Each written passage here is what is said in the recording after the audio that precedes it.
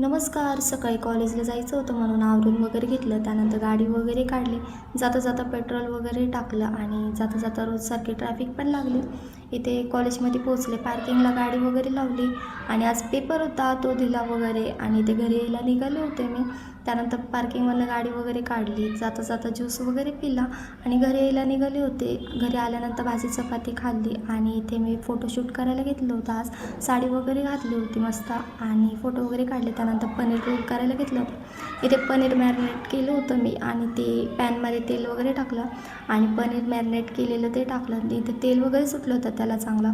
त्यानंतर मी गाजर, शिमला मिरची आणि कांदा उभा चिरून वगैरे टाकला होता.